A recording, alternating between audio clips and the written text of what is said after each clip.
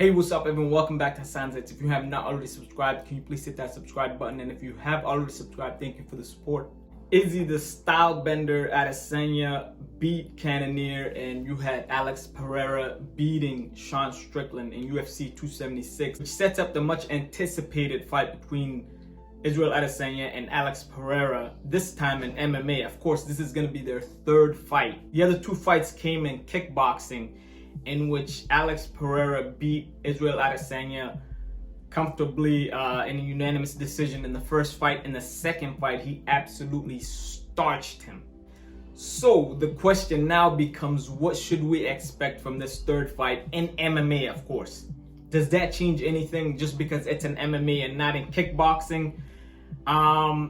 There's some questions that need to be answered, and we're gonna have them answered because this is gonna be the next title fight. At least the UFC, it hasn't been officially announced, but it's the expected next title fight at 185. So having said this, should we expect anything different?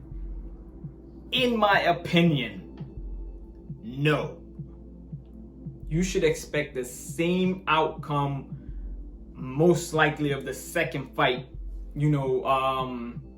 or maybe even more of a spectacular, performance from Alex Pereira. Now, of course, this is not to diminish, Israel Adesanya and his place in the middleweight division and how great of a champion he really is. It's just, we've seen this before.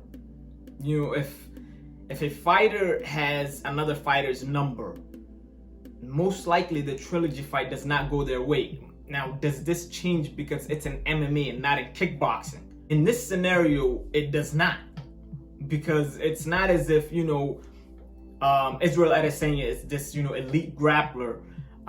It's not as though Israel Adesanya wants to take this fight to the ground. He has elite Brazilian jiu-jitsu and any of these things.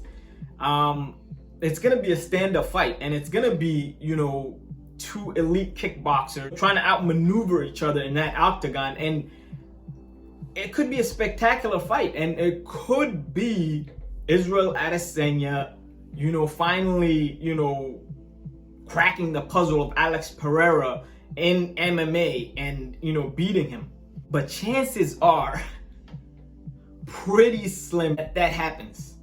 Pretty slim. And I say that because, you have situations where this has played out before. The one that we can look to, most recently is Joanna and, Valentina. Valentina had beat her twice before, not in MMA, but she had beaten her twice before. And so the questions were, this is an MMA fight. It should be totally different. How's this gonna play out? And so you had Joanna, who, was an MMA champion and one of the greatest women's fighters, MMA has ever seen. And you had Valentina, of course, on the rise and, a champion in her own right, and basically a pioneer for the 125 division and an unstoppable champion at that point. But the questions remained, would that be different because it's an MMA? Well, we found out no, because it's gonna be a stand-up fight. Valentina is the better stand-up fighter, and Joanna, an incredible striker, one of the best we've ever seen. Valentina just had her number, and so it didn't change the fact that this was an MMA.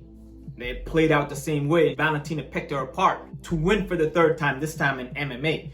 And so I look for this to be almost identical to that, only because I feel like Alex Pereira is looking at Izzy like, he solved this puzzle before. He knows what Izzy's gonna do. The biggest problem for Izzy in this fight is gonna be the power that Alex Pereira has. But Alex Pereira already beat Izzy, going the distance, unanimous decision.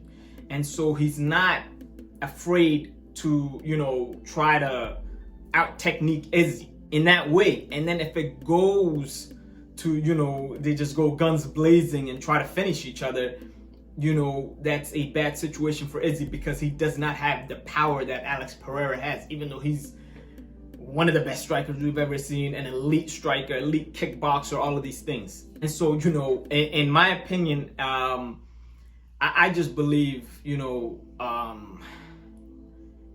I believe Alex Pereira is gonna finish Izzy in spectacular fashion.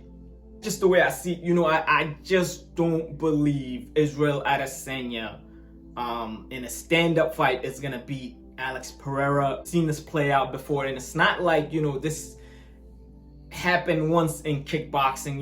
It was the unanimous decision in kickboxing, and now we're gonna see it for the second time, this time in MMA.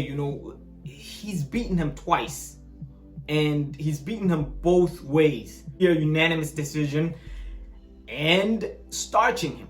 And so he has the upper hand. Let me know what you guys think. Comment, like, subscribe. Peace.